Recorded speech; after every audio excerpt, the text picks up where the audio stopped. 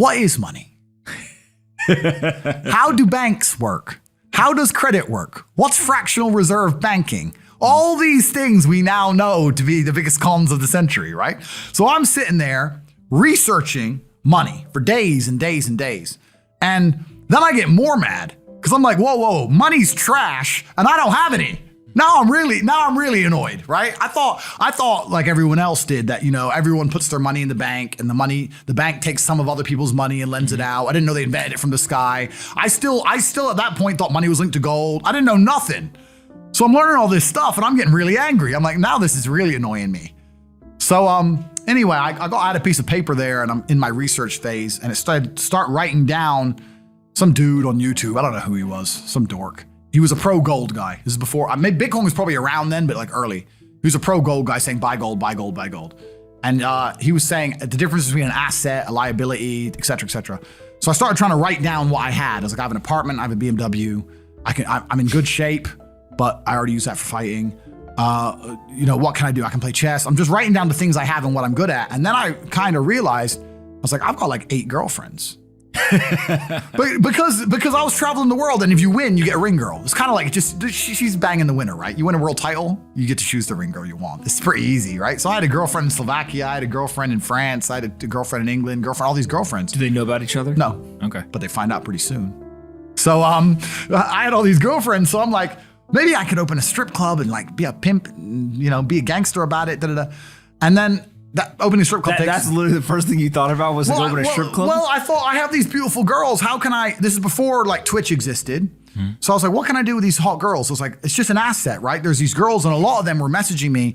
They thought I was this millionaire world champion. They all wanted to come London, live with me and thought I was a big boy millionaire and all this stuff.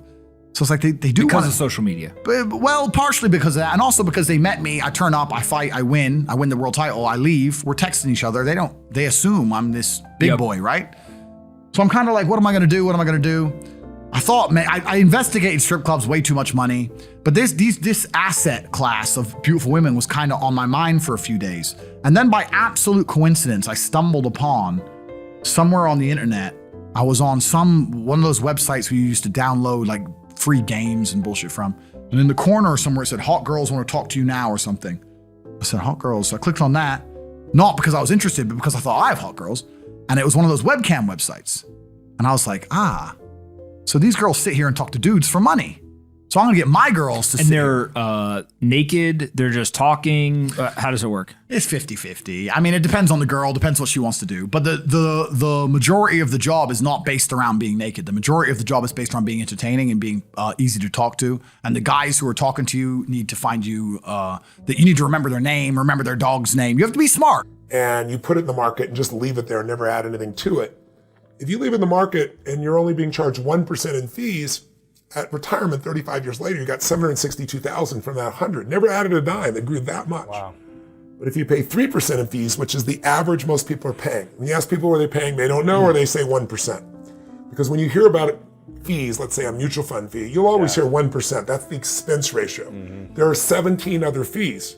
So every 1% you overpay, 1% is the average. But if you pay 2 or 3 and the average mutual fund is 3.12, sounds like nothing, 1 or 2%. But every 1% you overpay because of compounding means you lose a decade of income. So the person who paid 1% has $762,000. The person who paid 3% has $452,000, and they own the same stocks. It's just fees. So while we compound our interest, we also compound fees. So if you could save 3% and build it to 5, 10, 15, or you start with 10 or 15 and eventually get to 20, the best example I can give your viewers is that there's a gentleman who worked for UPS who literally never made more than $14,000 a year. You heard about him in the book. And when he retired, he had $70 million. Crazy. And he gave away $35 million while he was alive. And the reason was, a friend of his set him aside and said, look, I'm gonna make you rich. He goes, I'm never gonna be rich. I make 14 grand a year. He goes, I'm gonna make you rich. I'm gonna make you rich later in life, and I'm gonna do it by a 20% tax to your business. And he goes, I make $14,000 a year. I can't live on 20% less. And his friend said to him, if the IRS came and said a 20% more tax, you'd scream, you'd yell, and you'd pay it. And he said, but we're gonna pay it for you. And that 20% compounded generated $70 million. So for the people that are at home, The sooner you start, the better off you are, because compounding does it. I've got an example in the book of a guy that starts at 19. He puts aside $300 a month. He stops at 27. So he does it for 8 years. He only puts in, I think it was $35,000. Yep. But it's $1 million by leaving in the market when he turns 65 and he stopped at 28. He has a best friend that starts at 28, invests his entire life, puts in $180,000, and he has less money at the end. The sooner you start, the better you are. Yeah. So many questions I want to ask. I don't dominate you fast. So many I want to ask. So is there a way to be financially free just by saying I'm going to earn more every year as opposed to investing every year? Can you do it without investing at all, or do you have to invest? And when you say put it in the market, you mean put it in index funds? Is what I'm. Well, in the book I explain you've got to have diversification. Right. And don't just throw it in a stock and just and leave what it most there. people do is they go to a mutual fund and they think it sounds logical. I'm no good at this. This is not my skill, a person says. You go to a professional who runs a mutual fund. What do? They figure out a series of investments to make. They put it in the fund and they do it for you. And you think, well, gosh, they're smarter than I am. They'll do well. You assume that, but the truth is they charge so much that even if they did have an advantage, they lose it. I interviewed David Swenson, who's the head of chief investment officer at Yale. It took Yale 200 years to get $1 billion that they saved. He turned it into $25 billion in 2 decades. Wow. It's unheard of. He's the greatest institutional investor of all time. And one of the things that he told me, he said, Tony, you just got to understand something. He said, you're never going to earn your way to wealth. He said, how many people have you seen, movie stars, actors, athletes? The other day, 50 Cent just went broke, right? He made $100 million on vitamin water alone. Somebody gave him a tip, and he had half a billion dollars, and he's broke, completely broke. Mike Tyson made $500 million and went broke. Yeah. You can understand that a little bit. Yeah, I think it's 78% of NFL players go bankrupt 2 years after they retire. Correct. And the average lifespan of an NFL player is 3.5 years. So these guys work their whole life. They go through these rough injuries, and they don't know how to invest. So the answer is, you can make a fortune. Elton John didn't go bankrupt because it's different rules in England, but he got in trouble. Who I just saw the other day is, what's his name? The Pirates of the Caribbean. What's his name? Johnny Depp? Johnny Depp. Yeah. Johnny Depp's going bankrupt right now. Really? Johnny Depp. He's making like 20, 30 million a year. Yeah, Johnny Depp was worth $700 million, $750 million. He's on the verge of bankruptcy right now, can't pay his bills. He was paying $30,000 a month on wine alone, right? My gosh. He spent $3 million to take Hunter Thompson's body, burn it, put the dust into this giant cannon, and shoot his dust into the space. $3 million. There's a bigger problem with hoarding in this country than there is with spenders. But what we hear is all the spenders Who are getting into debt. Yeah. Right? Oh my God, he did this and he's overspending. But really you have more of a hoarding issue than you have a spender issue. It's number one.